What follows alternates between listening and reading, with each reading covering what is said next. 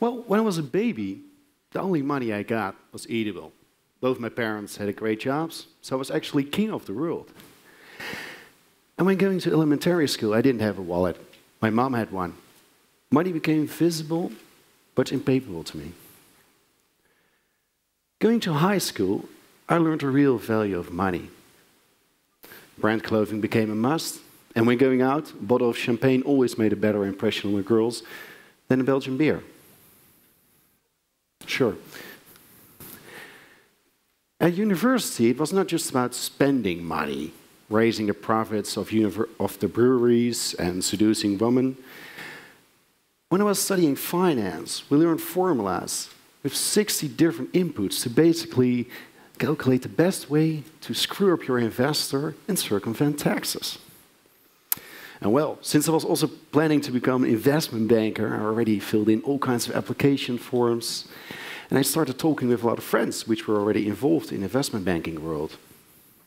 Every day again, I got to hear all those awesome stories about their $100 million deals, their amazing consultancy and M&A projects, maximizing the shareholder value for the firm and making them a millionaire in, well, say 3 years.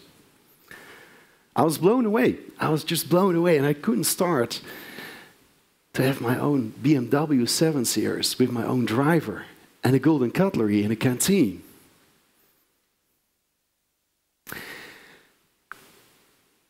Almost finishing university at the age of 22, my internal candle was burnt out. I worked on average 75, 80 hours a week, didn't saw friends anymore, and while most of my friends in the banking industry would consider this the lower limit of working time, I decided that I radically had to change my life and go do other things. And reading a lot for my master's in business also gave me another perspective on the money-making world and its impact. And now, a few years later, when I have some time to have a glass of wine with some friends from the investment world, it's not anymore about those amazing deals and a nice working environment. My friends are, and 20s, depressed because the glossy academic literature and the shiny guest lectures and all the stories from their inner friend circles turn out to be slightly different than reality. And as Maya already sung it in her Moment on Fame number, it's all about the money. Which brings me to lesson 1 of today, from the British philosopher Alan Watts. If you say that money is the most important thing, you'll spend your life completely wasting your time. You'll be doing things you don't like, doing in order to go on living.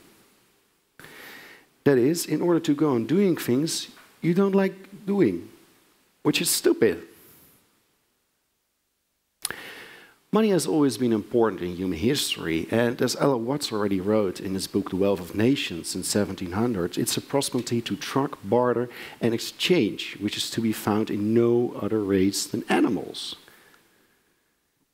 And while a lot of people say that they value health and love, of course, much more than money, research this year from The Economist shows that still 50% of the people thinks it's important to be rich, have money and expensive things. When reading the daily news, it looks like bankers are the main cause of all bad things happening right now. And one of the main critics is that because they were only focusing on profit maximization, they became blind for what they were actually supposed to do. In the last few years, I've coached tons of entrepreneurs. And while a lot of people think that it are only bankers working with blinkers toward a pot of gold, after some outrageous IPOs and takeovers and the movies like the one on Facebook, I got the idea that more people got a little bit overly profit-oriented. Lately in Berlin, I was visiting the main internet tech event, and during the after drinks, having some champagne, I was talking with all kinds of groups of entrepreneurs, and one of the stories really grasped my ears. Building this platform will give us at least 2 million users within 1 year. And then half a year later, the investor who, well, initially puts in like 500K or so, will definitely cash out at least a tenfold. I was astonished. Enthusiasm and a lighthouse looking out for are great, but there's also a danger of going too far. I mean, it's not Klondike, guys, where the gold is laying on the street. Colleagues from the Sandbox Network, which is the foremost global community of extraordinary achievers, of which I'm also a proud member, founded the Startup Genome Project in order to research about what do startups make them tick, and especially lets them stop ticking. And their research amongst 16,000 startups found that 11 of the 12 startups fail, mostly due to self-destruction. Some of the main characteristics: focusing too much on profit maximization too early, or having too much founding money in the beginning, making the founders lazy. Or as a VC lately quoted on TechCrunch, we have an entire generation of entrepreneurs to build dipshit companies and hoping that they sell to Google for 25 million. Dipshit companies. Talking about being in deep shit, what has caused one of the most intense financial crises in human history? Well, as Dan Harmon already nicely pointed out at XOXOFest, money was the original people connector, but it turned bad because when you take a people connector too seriously, it stops connecting people and starts dividing them. And as I already learned during my finance courses, it's all about making money with somebody else's money, overloading a company with debt and extracting as much value as possible, and making the highest profits for yourself.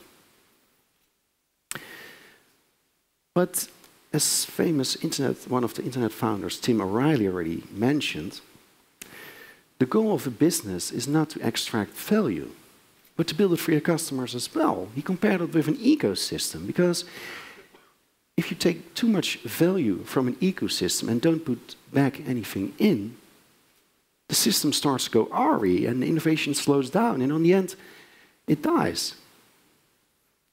Which is one of the main problems of the bankers. It's never enough what they get out of it. Was the financial system always working like this? No. The system used to be an enabler. It pumped financial value in the system, but somewhere along the line, it went bad. This way of thinking made me start thinking about the story of a banker and a fisherman. One day, a banker stops at the lake and he sees a fisherman, and he asks, "Why are you only using one rod? When you're using more rods, you can catch more fish." Well, the fisherman says, "To be honest, with one rod, I can catch enough fish to feed my family and live a happy life." The banker looks really puzzled. He says, "You know, I have a Harvard MBA and I'm going to make you a much more successful business person." So he starts. When you're catching more fish, you can sell the fish which is left over and save the money to buy a bigger boat. Catch more fish, of course. Soon, you will be able to buy even more boats, set up your own production plant for canned food, your own distribution network. And when the time is right, you will announce an IPO and make your company public. You will become rich, you'll become a millionaire.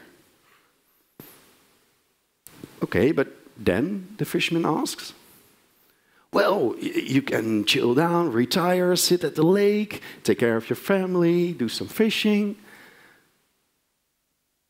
The fisherman is puzzled. "Isn't that what I'm doing right now?" The story starts you make thinking, why is it that CEOs and bankers are always working with those blinkers towards a pot of gold? And when you ask them, they always answer that it's because they need to maximize the value for their shareholders, maximizing the shareholders' value. Maximizing shareholder value, increasing the level for civilization, my ass. As Harvard Business School professor Jay Lorsch already mentioned, the function of business in society is not just a return to investors, but to provide goods and the services, provide employment, pay taxes, and so on. And as Gene Stout already found in the shareholder value myth, because we had so much overemphasizing on the shareholder value, we focused too much on the short term, discouraging investment in innovation. Or as famous Jack Welch manager of the famous General Electric manager Jack Welch already quoted, shareholder value is just the dumbest idea in the world. When you start thinking about it, there's so many awesome projects running in the world without any focus on money, started by people who were not thinking about pleasing shareholders or making extreme profits. I mean, where would Facebook or Google be without the C++, PHP, and MySQL platforms? Or where would Android be, which is based on the free Linux system? Or Wikipedia with all its authors? And where would students be without Wikipedia? I used it a lot as well. To be honest, I was also only focused on money. And when I was planning to study, the brochures at my high school already highlighted the tables with the study programs which would ensure me the best paid jobs later on. So when I then applied for the economics program at my university, it was just because the finance track promised me to have the highest chance to end up in the banking industry, giving me, of course, a really good salary and an even better prospects. And while my parents did any influence on my study choice, most of the parents have.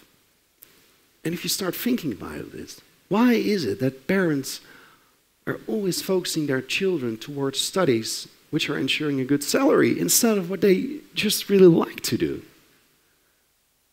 As Ken Robinson mentioned in his famous TED talk, every education system on earth has the same hierarchy of subjects. At the top are the mathematics and languages, then humanities, and at the bottom are the arts. As the famous Pathway to Prosperity study of the Harvard School of Education shows, that more than 60% of the students worldwide need more than 6 years to finish their 4-year program. And more than 40% of the students is never finishing a program. The reason why so many students are dropping out? Well, as one of the main authors, William Simmons, said, you'll find a lot of kids with a 4-year degree who don't have a clue as what they'll do. Isn't that true? I mean, how many students are just studying what their parents want or are choosing because they don't know what to do a broad track like law or economics and hop from one program to another? Do the students really care? Well, research last year in the US, or last month from the USA held amongst 80 universities shows that 86% of the students just want to become filthy rich. That's what they filled out in the form. And main research done by the Bill and Melinda Gates Foundation shows that the main reason of students to choose a particular program was because they thought it would ensure them a good salary. Better to have a short life that is full of what you like doing than a long life spent in a miserable way. And after all, if you do really like what you're doing, it doesn't matter what it is, you can eventually turn it, you could eventually become a master of it. It's the only way to become a master of something, to be really with it. And then you'll be able to get a good fee for whatever it is. Which brings me to my second lesson. If you do it for love, the money comes anyway.